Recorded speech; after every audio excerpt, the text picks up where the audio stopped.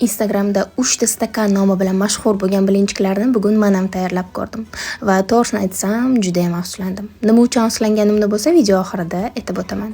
Idishimizga 3 ta tuxum chaqib, ustidan tuz va shakarni solib, yaxshilab aralashtiramiz. Ustidan sut, un va suvni solamiz. Suv va sutning harorati iliqdan issiqroq bo'ladi. Oxirida yog' qo'yib, xonada 10 daqiqaga qoldiramiz.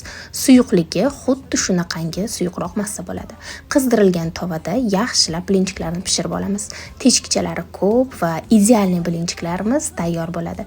Hech qanaqa soda ham solinmagan, razrexritel ham solinmagan bilinchiklarimiz idealniy bo'ladi, ishonavering.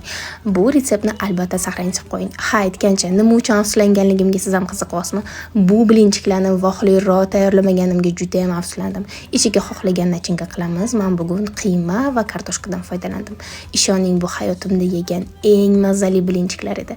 Albatta siz ham yaqinlaringizga tayyorlab bering. Ishoning, duolarni olasiz va menga rahmatli aytasiz. Albatta tayyorlab ko'ring, yoqimli ishtaha.